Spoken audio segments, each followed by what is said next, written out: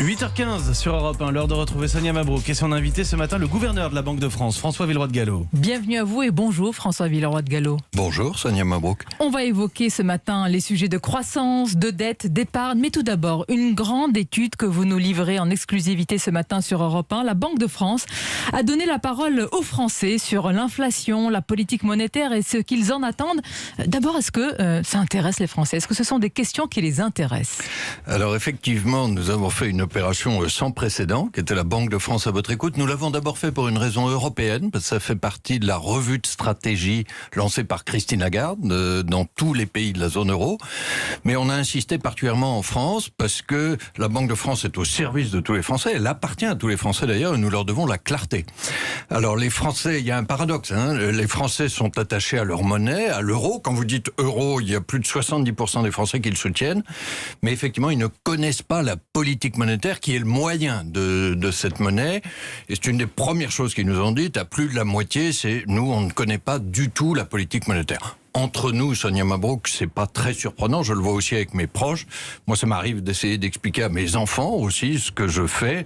Et ma fille, l'autre jour, mes enfants sont adultes, et ma fille, l'autre jour, m'a dit très gentiment, papa, c'est intéressant ton truc, mais la prochaine fois, fais encore plus simple. Voilà. Alors, donc on a essayé de faire encore plus simple. Devoir de clarté, de pédagogie ce matin. Devoir de clarté. Bon. Et en plus, si notre politique monétaire est mieux comprise, elle sera plus efficace. Donc ça, je crois que c'est l'intérêt de tous. Mais ils nous ont dit en même temps que ça les intéressait parce qu'il y a eu une grande participation, ça a été une de nos bonnes surprises aux événements que nous organisions. Alors sur le fond des sujets, François Villeroy de Galhau, vous avez notamment interrogé ou donné la parole aux Français sur l'inflation qui est, rappelons-le, votre cœur de métier à la Banque de France. Il ressort qu'on la surestime, cette inflation. Ça paraît presque naturel. Alors, effectivement, nous avons interrogé les Français sur ce qu'ils pensaient de l'inflation de l'année dernière et à 43%, ils nous ont dit que l'inflation avait été supérieure à 2%. La réalité des chiffres, c'est pas nous qui la mesurons, c'était 0,5.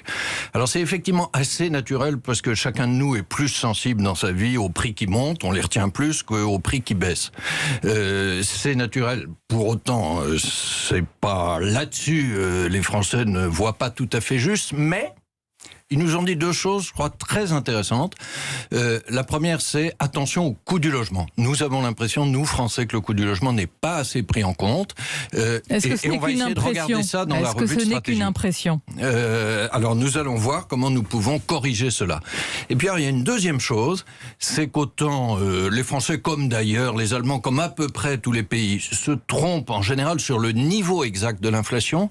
Par contre, ils disent des choses très justes sur l'évolution. Est-ce que l'inflation va monter ou baisser? Mais j'allais vous le dire. Est-ce qu'ils n'anticipent pas, monsieur le gouverneur de la Banque de France? Nous allons changer quelque chose. Ça, je l'annonce ce matin.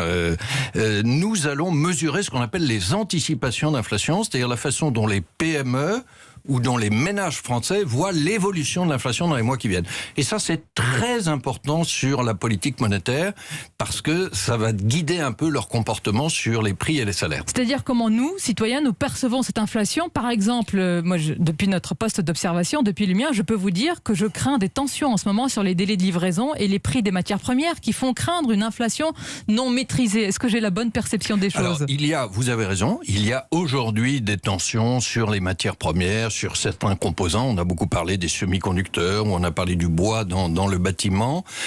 Notre analyse, c'est que ces tensions devraient quand même être temporaires. Au fond, c'est une maladie de la meilleure santé économique et de la reprise économique.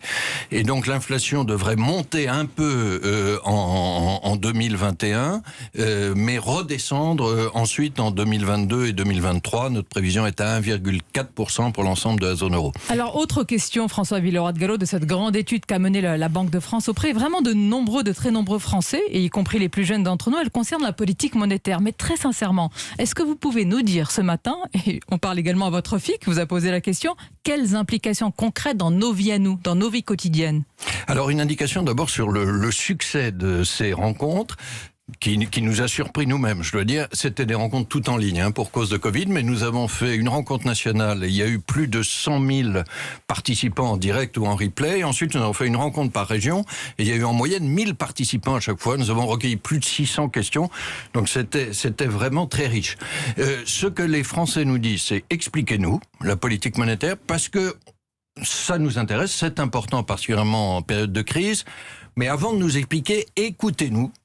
Parce que faites ça à partir de nos problèmes concrets, c'est-à-dire l'endettement, c'est-à-dire l'immobilier, c'est-à-dire l'épargne, c'est-à-dire l'emploi. Bon.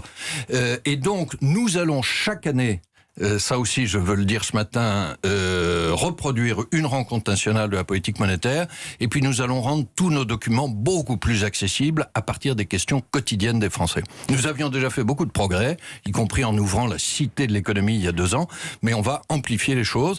J'invite d'ailleurs tous ceux qui sont intéressés à aller sur le site de la Banque de France, la Banque de France à votre écoute, ça reste aujourd'hui totalement disponible. Que pouvez-vous faire sur certains sujets? Par exemple, il y a des questions importantes aux yeux des Français qui sont ressorties de cette étude, comme le climat, la dette publique, la lutte contre les inégalités, mais la Banque de France ne peut rien sur ces sujets. Alors, vous n'êtes pas en première ligne sur ces sujets. Nous avons analysé les 600 questions que nous ont posées les Français. Notre première responsabilité, vous l'avez dit, c'est la stabilité des prix, la maîtrise de l'inflation. Mais ils nous ont posé d'autres questions sur lesquelles nous ne sommes pas les premiers responsables, mais nous pouvons aider. C'est le climat, c'est la dette publique, qui est une question qui est revenue souvent, c'est les inégalités et l'emploi. Et là, nous allons voir dans cette fameuse revue de stratégie de la Banque Centrale Européenne comment nous pouvons contribuer, mais sans promettre plus que nous ne pouvons faire, parce que ça dépend d'abord d'autres politiques. Pour l'exemple du climat, c'est un juste prix du carbone. Et l'autre sujet de préoccupation évidemment majeur des Français, François Villeroy-de-Galhau, et du reste du monde d'ailleurs, ce sont les variants, et en particulier le variant Delta. Alors le ministre de l'économie, Bruno Le Maire, a maintenu la prévision de croissance à 5%, en deçà de celle de la Banque de France, qui, on en avait parlé ici même, à 5,5. Est-ce que vous-même, vous maintenez malgré tout la vôtre? Alors, notre prévision économique est faite en toute indépendance du gouvernement, comme tout ce que nous faisons. Elle est même à 5,75 cette année. Alors, sur cette prévision, nous sommes vigilants, mais nous restons confiants. Je voudrais juste expliquer pourquoi. Nous sommes vigilants, bien sûr, parce que nous avons dit depuis le début que la situation sanitaire était le premier aléa. Et donc, la vaccination, c'est le moyen non seulement de protéger nos santé, mais aussi de protéger nos emplois et l'activité. Mais nous sommes confiants parce que quand on regarde depuis 15 mois, chacune des vagues de restrictions sanitaires a eu des effets économiques de plus en plus limités, en fait.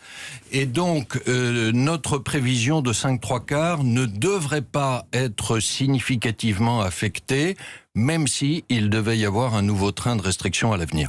C'est important, parce que le gouverneur de la Banque de France qui dit ce matin qu'il y a une confiance quant à la résistance de l'économie française, malgré l'inquiétude liée aux variants, malgré l'incertitude sur la rentrée, vous envoyez un signal très positif également. Oui, j'ai parlé en même temps de vigilance et je crois de la nécessité absolue de la vaccination. La vaccination, c'est aussi la meilleure protection contre ce variant Delta et la meilleure protection de nos emplois. Mais alors pourquoi le gouvernement est plus pessimiste? Il est dans son rôle avec une croissance en deçà une prévision en deçà de la vôtre? Écoutez, nous avions cet écart depuis plusieurs semaines, et moi je n'ai pas à commenter à la place du ministre, mais je dis simplement que notre prévision de 5,75 est raisonnable. Est-ce que nous sommes proches, François Villeroy-de-Galhau, malgré tout, sur le plan économique, d'une sortie de crise, d'une lueur au bout du tunnel? Et si oui, quels sont les indicateurs, les secteurs en forme qui vous permettent de le dire? Nous faisons chaque mois une enquête de conjoncture auprès de plus de 8000 entreprises. Nous avons vu au mois de juin que l'activité devrait revenir à 3% seulement de pertes par rapport au niveau pré-Covid. Et donc, quand nous prolongeons la tendance, on devrait avoir retrouvé le niveau d'avant la pandémie, début 2022, un peu plus tôt que prévu. Tout ce que nous voyons depuis sur la consommation des ménages, sur l'investissement des entreprises, va dans ce sens. Bien sûr, il y a des variations entre secteurs. Quels sont les secteurs les plus en restauration est en train de regagner vite le terrain, mais c'est lui qui avait malheureusement le plus souffert. Et l'épargne des ménages, donc c'est un potentiel, un réservoir de croissance, très important. Si la confiance est maintenue, là absolument. Encore, tout se tient.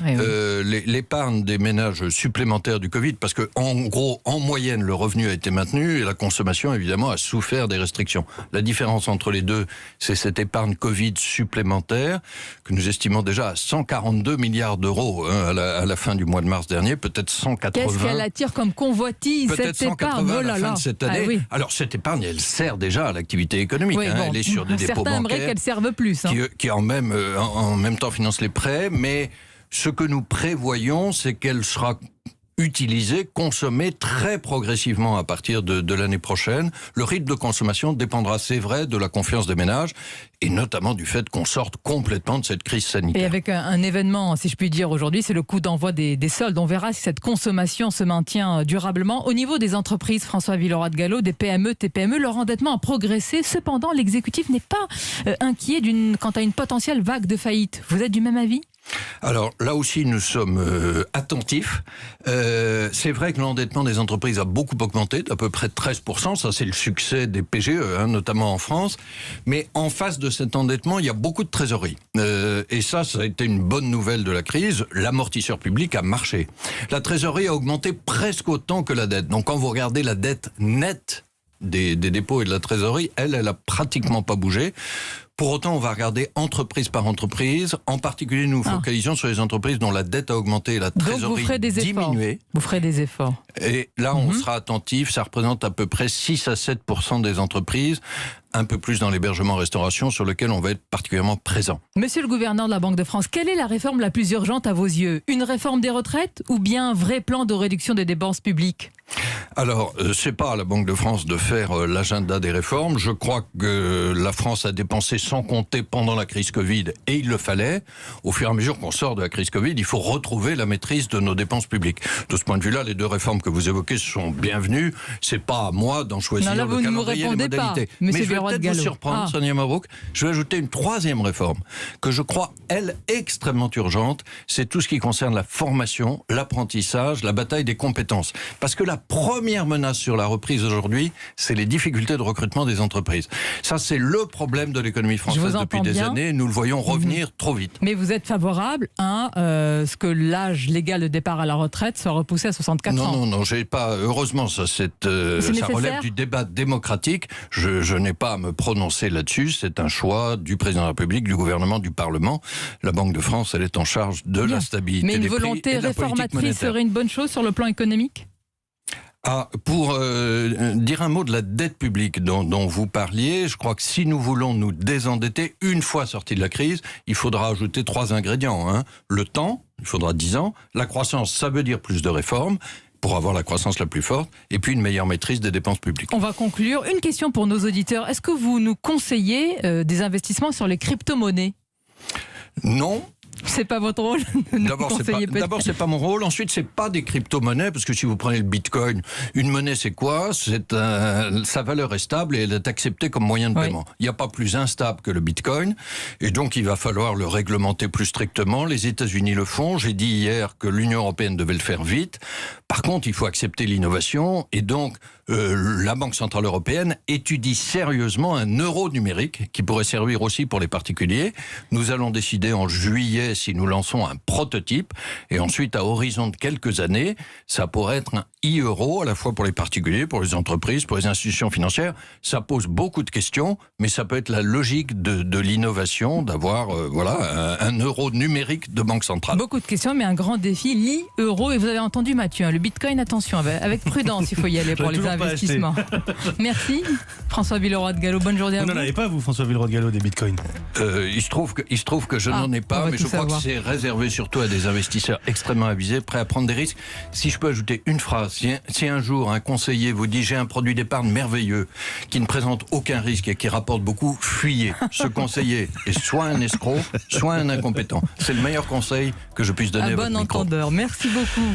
Merci Sonia Mabrouk, il est 8h29.